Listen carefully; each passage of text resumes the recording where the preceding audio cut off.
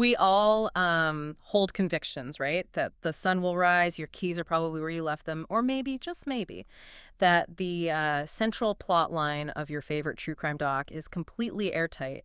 We operate daily under this like complex web of certainty. Yeah, we really do. But what if the very framework of your reality, the deepest, most fundamental truth you hold dear, what if it isn't objective fact?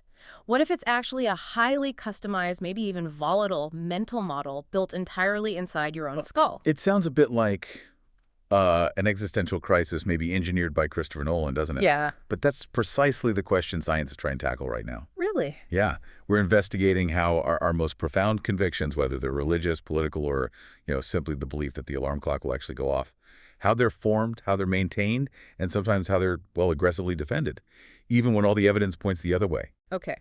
Today, we are opening the file on the science of belief. And this deep dive, it's based on a pretty comprehensive literature survey, pulling from neuroscience, psychology, cognitive science, even philosophy of mind. The big net we're casting. Yeah, it is. We are going to try and reveal the mechanisms that convert like raw sensory data into these deep, personalized convictions. And our mission here is, well, it's ambitious. We're going to dissect the research to understand the neurobiological hardware, the brain bits that create belief. The hardware. Then the step-by-step cognitive software that processes incoming data. And maybe most critically, the psychological biases, you could call them the computational glitches almost, that make us cling to an idea, even when we're faced with just overwhelming evidence against it. So you, our listener, are about to discover the profound extent to which your own mind, well, manufactures the reality you inhabit. It's a wild ride. Okay, let's unpack this then. Let's start right at the foundation. If belief is a mental construct, what's the physical infrastructure? What actually builds it? We need to look at the hardware of conviction. Right. And what's really fascinating here is how the thinking has shifted. Right. We've moved from seeing belief as purely philosophical, something that exists only in abstract thought, to actually mapping it, seeing it as a quantifiable neurobiological process. So it's something real in the brain. Exactly. And the core idea, it's kind of synthesized in what's called the Kredition model. Kredition. Okay, that sounds like the secret word to unlock the brain's vault or something. What does that model functionally tell us? Well, it's basically a synthesis of neural function. The Kredition model, it's a widely recognized framework in cognitive science, and it posits that beliefs are the result of neural processes. These processes take external information, like your perception of the world. What you see, hear, touch. Precisely. And then immediately assign personal meaning to it. And this step, this valuation process, it's absolutely critical because it ultimately dictates your subsequent behavioral decisions, what you do next. Okay. And these believing processes, they often evolve pre-linguistically. They're not always, the products of complex verbal reasoning. They're more like deep-seated neural efficiencies. And they incorporate pretty sophisticated memory functions for storage and, importantly, for rapid recall. So, okay, belief isn't merely a logical conclusion then. It's more like a whole system operation where perception hits some kind of emotional and survival-driven filter. Yeah, that's a good way to put it. And the brain rapidly decides, okay, this input feels stable, it feels relevant to my survival, therefore, this is my truth. Is that about right? That's very much it. And you asked how the brain assigns that meaning. Is it purely rational? Or tied to emotional rewards. Yeah, exactly. It's deeply tied to emotional rewards. Yeah. That valuation step is really inseparable from the brain systems involved in tracking pleasure, pain, and, crucially, uncertainty reduction. Uncertainty reduction. That feels key. It is.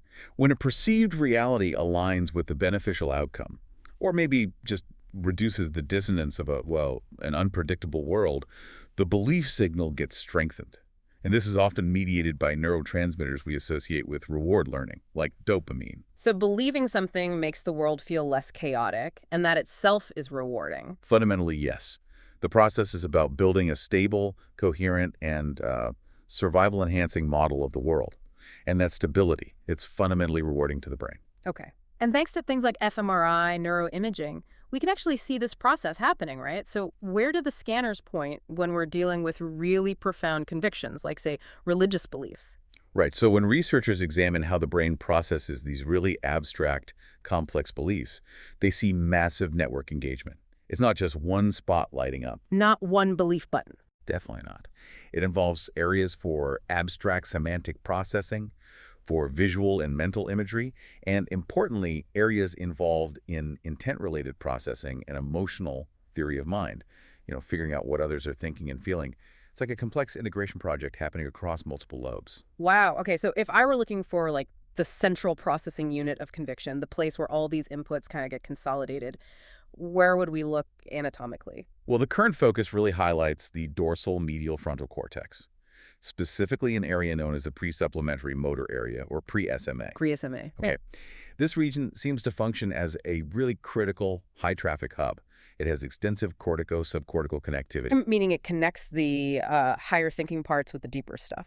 Exactly. It links higher reasoning areas to deeper, more instinctual structures like the thalamus and other prefrontal and parietal areas. And this connectivity allows it to integrate intention, decision-making, and that emotional context before solidifying a conviction. It's almost like the ultimate checkpoint where abstract reasoning meets behavioral output. That sounds critical for, well, any complex thought that needs follow through, right? But is there anything really unique to those deep, maybe transcendent experiences of believing? Like believing in something spiritual? Here's where the science gets, well, really intriguing. Functional MRI investigations, fMRI studies, they consistently show that belief processing engages these widespread cortical circuits, especially those related to inferential attribution. Assigning cause and effect. Like, why did that happen? Precisely, and cognitive emotional integration. But when researchers look specifically at high-stakes convictions, particularly religious belief formation, the limbic system is strongly implicated. The limbic system. Wow. That's our ancient core, right? For memory, fear, deep-seated emotion. Because the hypothalamus, the amygdala, the hippocampus, that's primal stuff. It is absolutely primal. Yep. And the strong engagement of these deep, emotionally salient regions is actually the source of the wow fact that sometimes surfaces in this research field. Okay, hit me with the wow fact. Some researchers have put forward the concept. Now, it's often deemed a bit hyperbolic or reductionist by the broader scientific community, mind you. Okay, caveat noted. But they've talked about specialized God neurons and associated God neurotransmitters potentially being concentrated within these limbic regions. Whoa! God neurons. Seriously. Well, the idea isn't really that there's a single switch that controls faith. Mm. It's more that the neural mechanism associated with generating and maintaining these really complex, often transcendent conviction systems is just so robust, so consistently emotional, that it points toward maybe a hardwired biological tendency toward structured belief. Wow. Okay, so we're talking about a full system alert then. Your political conviction, your spiritual faith, even your, I don't know, your loyalty to a major franchise like Star Wars. It isn't just an intellectual position you hold. Not at all. It's an emotional thing, a stored memory, and it requires the full integrated participation of your entire neurobiological hardware. It really is everything. Belief isn't restricted to some single logical module in the brain. It's an entire architecture. An architecture devoted to constructing a consistent and personally meaningful reality that ultimately guides our survival and action. Okay, so if the neurobiology is the hardware, then we need to talk about the software, right? The step-by-step program that takes that raw input and somehow turns it into durable conviction. We're moving from the brain map to the instruction manual now. Exactly. If the Credician model gives us the basic function, the next level of detail comes from understanding the cognitive processes that actually structure this function, how it unfolds step by step. Right. And speaking of detailed assembly instructions, I know Connors and Halligan proposed this really comprehensive 5-stage cognitive model. It breaks down belief formation into these distinct functional components. I kind of like to think of this like manufacturing one of Tony Stark's Iron Man suits. It requires precision at every single computational step. That analogy works perfectly, actually. Their framework provides a really crucial blueprint for understanding that complex journey, from just raw sensory input all the way to an accepted reality. And it applies whether we're talking about a quote-unquote normal belief or an abnormal one, like a delusion. Okay, so walk us through it. We begin with stage 1, precursor. This is the distal trigger. What starts the whole assembly line rolling? It could be really basic sensory input. You hear something, you see something. That's common. Okay. It could also be communication from a trusted source, someone tells you something. Or, interestingly, it could be deep introspection, just reflecting on your existing beliefs or memories. It's basically the spark that initiates the thought process. And you mentioned this stage is critical for abnormal beliefs. Like, delusions. Yes, very much so. Researchers highlight that stage 1 frequently involves profound source monitoring errors. Source monitoring errors. What does that mean exactly? It's essentially a failure to accurately identify the origins of your own thoughts, actions, or memories. So you might genuinely believe a really terrifying thought came from an external threat like something you read in the news, when in reality it was actually an internally generated anxiety or maybe just a very vivid memory fragment. Wow. So it's the difference between, like, remembering you dreamed about an alien invasion versus genuinely believing you lived through one yesterday. Exactly. That's a perfect example. And that's a foundational crack right there in the assembly line. You're feeding flawed initial data into the whole system. Yeah, that's huge. And that initial flaw must impact everything downstream then. It absolutely does. So once that trigger happens, we move to stage 2. Search for meaning. This is the interpretation engine. The brain immediately tries to make sense of this new piece of data, but it does so using its existing mental models. Right. Interpretation rigorously seeks to preserve internal consistency. It wants everything to fit nicely together, and it works hard to avoid that highly uncomfortable sensation we call cognitive dissonance. Cognitive dissonance. That mental friction you feel when two ideas you hold dear just violently oppose each other. It's like when you discover your favorite movie villain actually has a really solid point. Precisely. We are psychologically driven, almost compelled, to find an explanation that fits our existing worldview, one that requires minimal internal upheaval, minimal discomfort. So comfort over accuracy, maybe. Often, yes. This stage heavily reflects our individual attributional styles, how we tend to explain things. It reflects the heuristics, those mental shortcuts we use all the time, and also our current emotional states. The brain basically selects the meaning that feels best and integrates most smoothly with the tribe, with our existing beliefs. The operating system is prioritizing coherence and comfort. Okay. The Iron Man suit is now running a diagnostic check, trying to make sense of things. That seems to lead naturally to stage 3, evaluation, the fact-checker stage. Now, the brain is assessing that proposed meaning against certain criteria for acceptance. Is this reliable? Is it probable? Is it chunk? Yes, but here's the catch. This evaluation involves both automatic fast system 1 processes and controlled slow system 2 cognitive processes. System 1, system 2. We'll come back to that, but there's a gut check first. Exactly. There's often a quick, intuitive gut check, followed by the opportunity for slower, more deliberate analysis. However, as we've kind of hinted, that fact checker is frequently heavily influenced by our emotional investment and our prior convictions. So if the potential belief supports my sense of self or my group identity. Then the standards for evidence can dramatically lower. Yeah. The fact checker gets a bit lenient. Okay. Assuming the meaning is deemed acceptable, or maybe just comfortable enough, we hit stage 4, belief formation. This is the consolidation phase. Right. The evaluated meaning is now consolidated, it's locked in, essentially, and accepted as a genuine conviction. The Iron Man suit, using your analogy, is now fully assembled and operational. It's part of the system. And it doesn't stop there, does it? There's a final stage. Correct. Stage 5. Belief effects. This is the feedback loop. The formed belief is immediately active. It starts influencing your subjective experience, your future cognitive processes, and it interacts with all your other existing beliefs. Whoa. So the belief is now part of the filter through which all subsequent information gets processed. Precisely. It becomes part of this powerful reality manufacturing machine that actually reinforces its own existence. It shapes what you notice, how you interpret it, what you remember. So the conviction in something, whether it's, I don't know, a scientific theory or a political stance, it becomes the lens. But okay, what happens when that established reality, that nicely constructed filter, is just violently contradicted by new facts, by new evidence? That's where we get into the really interesting failure modes, the bugs in the system, as you call them. Yeah. Because the logical next step after formation should be belief updating, right? Our ability to adjust our internal reality based on new, sometimes contradictory external evidence. That's paramount for accurate survival. Yeah. Yet that's often where we fail most spectacularly. And what determines how successfully we update our beliefs? Because, I mean, we all know that confronting someone with a contradictory fact rarely results in this smooth, immediate shift in their conviction. Usually it's the opposite. Right. It's fundamentally a balancing act. And it seems to hinge quite strongly on our perception of environmental uncertainty. Uncertainty in the world around us. How so? Well, if the world feels stable and predictable, you tend to trust your prior beliefs more. They've served you well, right? But if the environment feels chaotic, unpredictable, you might perhaps paradoxically, be more likely to assimilate radical new information, especially if that new information promises some kind of order or explanation. Huh. That's interesting. It's also why we sometimes cling to that map we've used for decades, even when the new GPS signal is practically screaming at us to turn into a ditch. That's a perfect analogy. Yeah. Exactly. And this principle, this balancing act, it's captured quite elegantly in the precision-weighted prediction error framework. It's a core concept in contemporary neuroscience. Okay, precision-weighted prediction error. Let's break that down. Sure. The framework basically dictates that belief updating depends on the relative precision.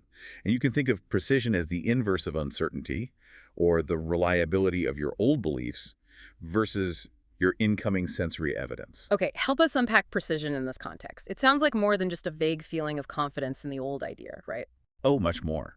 It's the brain's calculated estimate of the reliability, or you could say the signal-to-noise ratio, of both its internal model, the old belief, and the new sensory data coming in. So it's weighing them against each other. Exactly. So if your prior belief is deemed highly precise, meaning the brain has assigned absolute reliability to that old map because it's never failed you before, you will show significantly reduced updating when presented with a contradictory piece of evidence, like that GPS signal telling you to turn. Why? Why reduced updating? Because your brain interprets that contradictory signal as low-precision noise.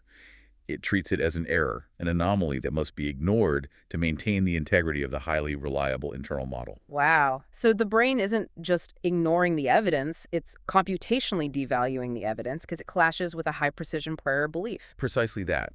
If the prior model is robust, the system basically says, look, the cost of changing the entire internal reality map is higher than the cost of just ignoring this one weird anomaly. That makes a strange kind of sense. And research strongly suggests that altered belief updating dynamics, like problems with this precision weighting, are associated with things like psychotic-like experiences, specifically observing slower learning after large prediction errors. Meaning when the world drastically contradicts your expectations. Exactly. When that happens and the system fails to update properly, it can result in rigid, even delusional beliefs. The brain essentially fails to assimilate the drastic new evidence and just defaults back to the old, comfortable certainty. It's like the cognitive equivalent of hitting system restore instead of installing the necessary security patch that came with the contradictory evidence. That's a great way to put it. And this rigidity, this failure to update, is often compounded by these psychological shortcuts, the bugs in the software we've all experienced. Which brings us, I think, to what you call the unholy trinity of bias. Yes. Let's pull the file on those. What's the first major bug? Well, first up, we have the notorious confirmation bias. This is that hardwired tendency we all have to actively search for, interpret, and remember information that exclusively supports our pre-existing beliefs. And we filter out the contradictory stuff. We filter it out, we explain it away, we don't even notice it sometimes. It's basically a belief perpetuation engine running constantly in the background. Okay, that explains why people can read the exact same article or watch the exact same news segment and somehow emerge with two completely separate realities confirmed. Absolutely. They literally go looking for the evidence that proves their initial conviction was correct, and their memory conveniently helps them filter out or forget the rest. It's incredibly powerful. Okay, what's the second bias in this unholy trinity? The second is arguably even more insidious. Belief perseverance. This is often seen in, say, the political context as the backfire effect. Ah, the backfire effect. I've heard of that. Right. It describes the phenomenon where individuals not only continue holding their established beliefs despite clear, overwhelming, contradictory evidence being presented. They actually dig in harder. Sometimes, yes. The belief can become even stronger because it was challenged. It's the ultimate stubborn refusal. Why? Why does the brain expend so much energy sticking to what seems like the wrong idea? What's the payoff? It seems to reflect a kind of psychological immune system. It's protecting beliefs that have become identified with the self. Ah, so if the belief is part of my identity. Exactly. If your belief is integral to your self-identity, maybe your professional role, your political affiliation, your cultural background, and someone attacks that belief with evidence, the brain doesn't register it as helpful error correction. It registers it as an attack on the self. Wow. And research clearly shows the strength of this perseverance, this backfire, increases directly with the degree of self-identification. So the harder you try to use pure logic to correct someone on a deeply held political or social belief, the more tightly they might actually cling to their original incorrect idea. it backfires. Okay, that explains an enormous amount of our current social and cultural friction, doesn't it? It really does. It's a major factor. And the third bug, the third part of the Trinity. You said this one makes us most vulnerable to modern misinformation. Yes, the third is the illusory truth effect. This is fascinating. It demonstrates how repeated exposure to a piece of information, regardless of its actual truthfulness, significantly increases its perceived truthfulness. Just hearing it over and over makes it seem true. Pretty much. It is the crucial vulnerability that gets exploited, intentionally or not, by modern mass communication, especially social media algorithms designed for engagement through repetition. So wait, hearing some baseless claim repeated constantly on my social media feed makes me more likely to believe it, even if I consciously know I have the tools to fact check it. It does. Because this effect cleverly exploits metacognitive cues, things like familiarity and cognitive fluency. Cognitive fluency. Yeah, how easy it is for your brain to process something. The brain confuses familiarity with truth.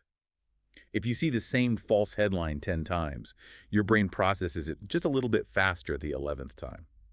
And that ease of processing that fluency signals to your brain subconsciously, hey, this feels right, this must be true. That's genuinely unsettling. It is. It's a shortcut taken by that fast, intuitive System 1, and it bypasses the need for slower analytical review by System 2. It means the simplest, most consistently repeated lie is often more effective psychologically than a complex, nuanced, accurate truth. Okay. And the susceptibility, it's amplified by flaws in our own memory systems too, right? Absolutely. False belief formation is closely tied to what psychologists call reality monitoring failures. Okay. Neuroimaging studies, looking at regions like the occipital cortex where visual information comes in, and the inferior parietal regions, including the precuneus, involved in imagery and memory, they show that there's a significant overlap in brain activity when we're imagining events versus when we're actually perceiving external events. So if you imagine something vividly enough, Your brain literally has trouble distinguishing it from an actual external experience you had. The boundary gets blurred. which explains how two eyewitnesses to the exact same incident can have two completely different yet equally confident stories. One might genuinely believe a detail that simply never occurred. Precisely. And in today's information ecosystem, this contributes significantly to the continued influence effect. Continued influence effect. Yeah, it means that false information often persists and continues to influence our reasoning and decisions even after we've received and accepted a formal correction. Wait, even if I know it's wrong. Even if you know the correction happened, people often fail to properly integrate the corrective information into their overall mental model of the event or topic. They might remember the correction intellectually, but the original false narrative still kind of guides their gut feelings and their reasoning. The lie is still running the show in the background, essentially. That's the reality software update failing catastrophically then. Like the patch was downloaded, maybe even opened, but it never actually installed correctly over the old corrupted file. That's a really good analogy for it, yes. Okay. We've covered the internal mechanics, the neurobiological hardware, the sometimes faulty cognitive software. But humans, we don't form beliefs in a vacuum, do we? Not at all. We need to zoom out now and look at the social engine that drives belief, and maybe touch on why this whole belief capacity evolved in the first place. Right. This moves us squarely into the intersection of cognitive psychology, social psychology, and even anthropology. And a good place to start is with that fundamental conflict built right into our minds, the dual process theory. Ah, yes, the famous System 1 and System 2 framework popularized by Daniel Kahneman. Exactly. Just to recap, System 1 is our fast, intuitive, automatic operating system. You can think of it like Yoda from Star Wars. Quick, highly experienced, emotional, relying on heuristics and gut feelings to generate rapid responses that take almost no conscious effort. Makes sense. Fast and instinctual. And System 2. System 2 is the slow, deliberate, analytical system. That's more like a full Jedi Council meeting, arduous, requiring careful, conscious reasoning, needing attention, and burning significant cognitive calories. It's hard work. Okay. And how does this dual system explain biases in belief? Well, research on what's called belief biases demonstrates the profound conflict between these two systems. Here's the key finding. Believable conclusions are judged by people as more acceptable regardless of their actual logical validity. So if it feels right, we think it is right. Pretty much. If a conclusion feels coherent, if it fits our existing beliefs, that's a System 1 judgment, we're strongly predisposed to accept it as logically sound. When the actual logical validity conflicts with that feeling of believability, System 2 has to work incredibly hard to override the intuitive but wrong System 1 response. And if we're tired or stressed or distracted or maybe just low on cognitive energy, or if we simply don't have the motivation to engage in that hard critical thinking. System 1 prevails every single time. The faster, easier, intuitive response wins out over the slower, effortful, logical one. Wow. And clinically, this ties into something called the dual stream modulation failure hypothesis.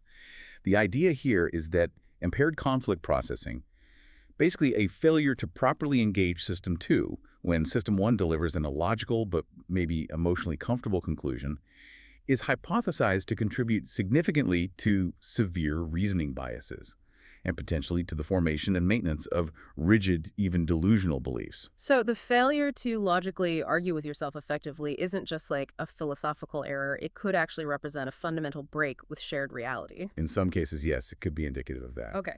But the social aspect is perhaps even more powerful in shaping everyday beliefs, right? Yeah. We adopt beliefs partly because of the group they allow us to join. Oh, absolutely. That's the core idea behind social identity theory.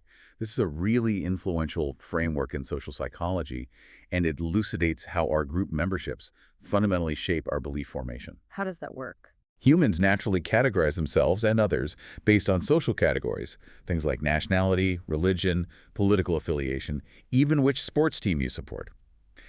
These identities provide a sense of belonging, they boost self-worth, and they offer a fundamental framework for understanding your place in the world. So my belief system is in part kind of like a uniform I wear to signal which team I'm on and ensure my acceptance by that team. And that's a very good way to think about it, yes. We actively seek to enhance our self-esteem by identifying with our in-groups, people who share our core beliefs, and by differentiating ourselves from out-groups. This process, called social categorization, effectively locks in a specific set of beliefs as criteria for belonging. So beliefs aren't just about truth then. Not just about truth. They acquire crucial social functions beyond mere factual accuracy. They become powerful signals. Signals. Signals of what? They communicate trustworthiness, loyalty, shared intent, commitment to the group's values. Yeah. Research on belief signaling demonstrates how expressing certain convictions serves as a tool to communicate crucial social information to others. It can potentially manipulate their behavior or, more often, ensure cooperation within the group. As humans develop more sophisticated mind-reading abilities, our psychological mechanisms to understand others' intentions and mental states, the signaling function of belief became a significant evolutionary advantage. How so? Well, think about it. If I profess a belief that is perhaps costly to hold or non-obvious or even counterintuitive, it signals my deep commitment to the group and its norms. That strengthens social bonds and builds trust. Okay, that makes sense. Which leads us right to the biggest question. Why did this capacity for belief evolve at all? If it makes us so susceptible to biases and errors, why did natural selection favor it so strongly? That's the million-dollar question in evolutionary psychology. The current thinking is that belief capacity likely evolved hand-in-hand with our enhanced imagination, our capacity for abstract thought, and conceptual innovation over the last few 100,000 years. What was the initial advantage? Well, the cognitive advantage was likely in prediction and control. Abstract thinking and narrative storytelling allowed early humans to create explanations for the unexplainable. Why is there a drought? What happens after death? Who controls the hunt? This moved us from being purely transactional beings, only dealing with immediate sensory input, to existing simultaneously in both transactional and transcendent realities. Realities built of ideas and stories. So abstract stories and language gave us the ability to ask why things happen, not just what is happening right now. Exactly. And this capacity for abstraction definitely enhanced our ability to plan, predict, and master the environment. But the real selective pressure, the driving force, was probably social. Social pressure. Yes, shared belief systems, things like myths, creation stories, rituals, and eventually the belief in powerful, often moralizing deities. These became the ultimate social technology. This whole technology, explain that. They provided the mechanisms necessary for large-scale cooperation and trust, far beyond what simple kinship or direct reciprocity could support. Okay, this feels critical. How exactly did shared belief enforce cooperation in, say, a pre-modern world without police forces or formal contracts? Well, anthropological data strongly suggests that in growing communities, having shared religious or mythical systems helped enforce cooperation and honest behavior because the entire community believed that an unseen, powerful force, a god, spirits, ancestors, was watching. And crucially, that this force would punish norm violations like cheating or free riding. So the belief itself acted as a kind of invisible surveillance and enforcement mechanism. Precisely. This shared framework, this belief in supernatural oversight, allowed human groups to expand dramatically in size. It enabled them to coordinate complex collective actions. Think about building monumental structures like pyramids or cathedrals, or managing large-scale irrigation systems. It helped reduce internal conflict and build trust among strangers who shared the same core beliefs. Belief systems were absolutely essential for building larger, more stable communities. And those larger, more stable communities obviously ensured better survival and reproductive success. Exactly. They also provided psychological resilience against existential threats and the general uncertainty of life. So it almost didn't matter whether the belief was factually true in an objective scientific sense. If it helped 10,000 people work together effectively to build a civilization, that belief was an incredibly powerful, adaptive, evolutionary tool. That's the key insight. It's a profound feedback loop. Our brains evolved to be receptive to belief, and our societies evolved to reward and reinforce shared belief. This is a persistent and incredibly powerful force that has shaped and continues to shape human culture. Okay.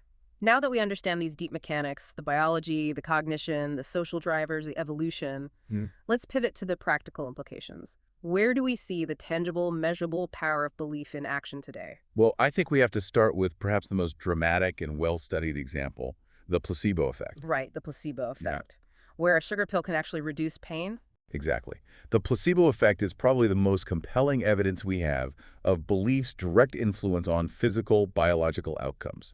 We see beneficial health outcomes that are achieved purely through the brain-mind responses to the context and the expectations surrounding a treatment, not due to the inert intervention itself.